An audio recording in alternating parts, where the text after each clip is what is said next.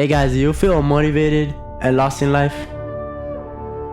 Do you have a dream for yourself, or do you have a vision of what you want your life to be in the future, but you're not doing enough to get there, or you're not doing anything at all to get there, and that just puts you down?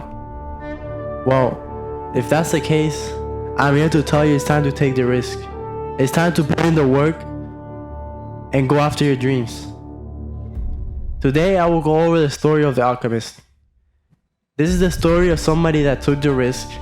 This is the story of somebody that faced many difficulties and kept going until they finally achieved what they wanted to achieve. So you can do the same. And if that's something you're interested in, please stay and enjoy the video. The story of the alchemist starts in Spain. A young shepherd goes to sleep outside of a church, but below a tree, and he happens to have the same recurring dream about a treasure in Egypt. He finds it very interesting, and every time he goes to sleep in that same tree, he continues to have the same dream about a treasure in Egypt. So he decides to go see an old gypsy woman. The gypsy woman tells him the same thing, that he must go to Egypt. He is very surprised by this. So he decides to take a leap of faith. He sells all his sheep, he packs his stuff, and he heads to Tangier, another city that will get him one step closer to Egypt. Before the man sets out to Tangier, he meets with an old man. The old man talks to him about the personal legend. He's surprised to hear the word personal legend, because that's how he viewed his vision and his dream, as a personal legend. So he thought this was another sign that he should follow his dream. So with even more reassurance, the young man, he sets out to Tangier, a new city. He's not used to it. They speak a different language, and the cultural barrier is very different from the culture in Spain. Our main character faces his first problem when a group of bandits steal all the money that he had to settle in the new city Tangier. He's very down after this occurred, and he even considered going back to Spain. But he remembered the old man, he remembered the omen, he remembered his dreams. So he decided that he was going to continue to look for his personal legend. And that's when he found an old merchant.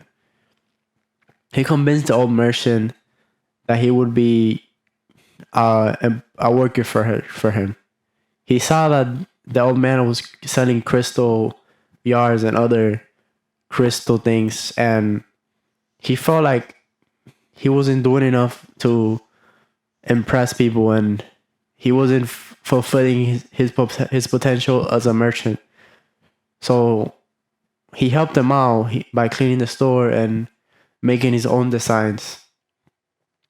Eventually, the old man was very happy with his work, because he was dusting all his jars, all his crystals, and he was keeping the shop clean, and they were getting more customers than ever.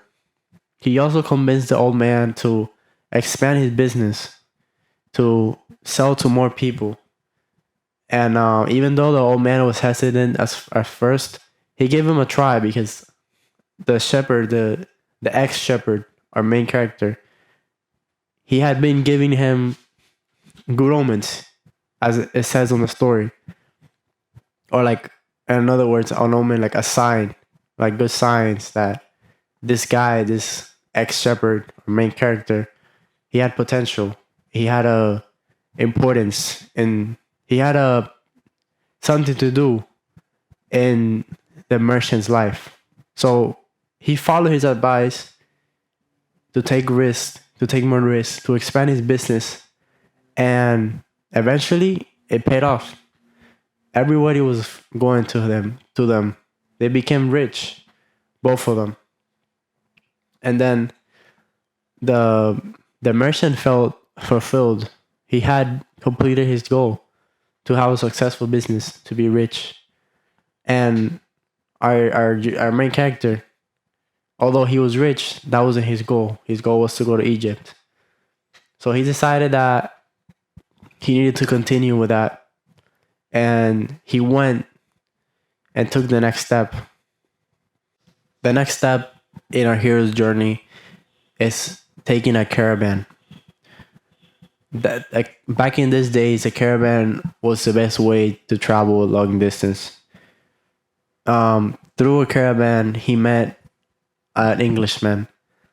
The Englishman was obsessed with alchemists. He showed him what an alchemist was. He explained that an alchemist is somebody that turns lead into gold. And our hero was very interested in that. He knew that if he found the alchemist, the alchemist could tell him where his treasure was. So as they made their way through Egypt, through the desert, they faced many struggles. But eventually, after long months of traveling, the caravan came near an alchemist, and our hero was able to speak to him. The alchemist gave him advice. He gave him direction, pointed out the exact coordinates of where his treasure would be. So our hero heads that way. He's very happy. He's very emotional. He made, it took him years and tons of effort to get to that point. And he was finally going to get his treasure and fulfill his life goal. So finally, he gets to that place that he dreamed so much of, and he starts digging. And there he finds his treasure.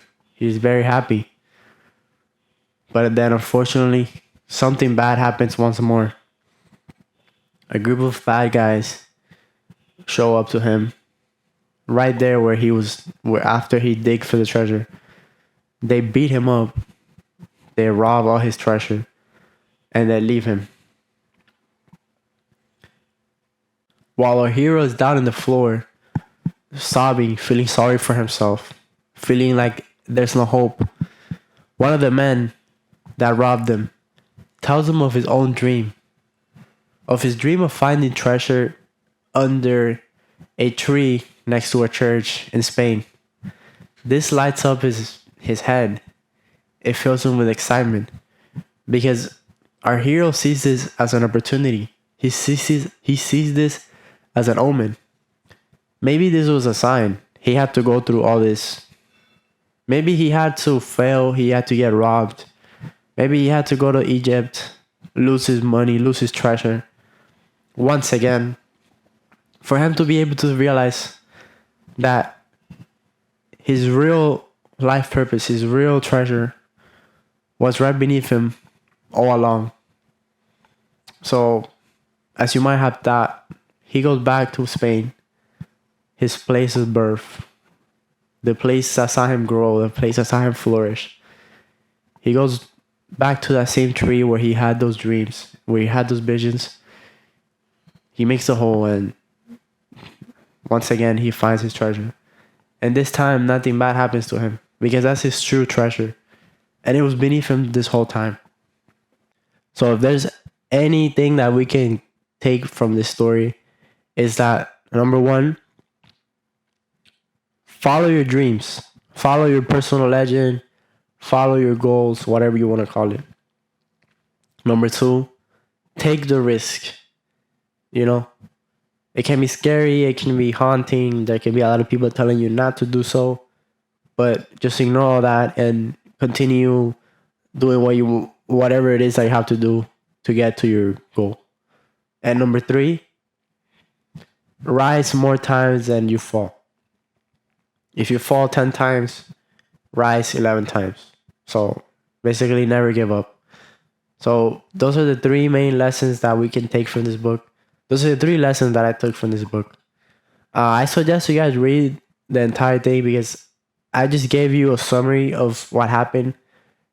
But if you want to get into all the details and all the stuff and like all the challenges that the main character faces and like more specific names of like places and other people that he talks to, then I suggest you get the book, obviously, The Alchemist.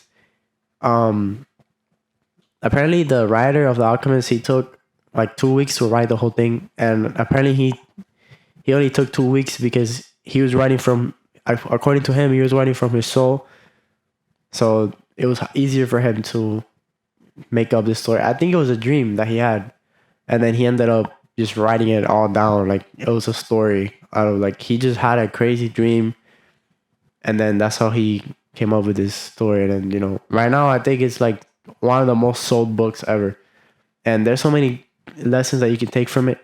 I gave you my 3 lessons that I got from it, but I recommend you guys read it. You guys will take some lessons from it as well. So yeah, with that being said, I hope this video was motivating. I hope this was entertaining to watch. If you want to get more content like this, please let me know so I can, get motivated and keep making these videos for you guys. And yeah, with that being said, like, subscribe, and thanks for watching.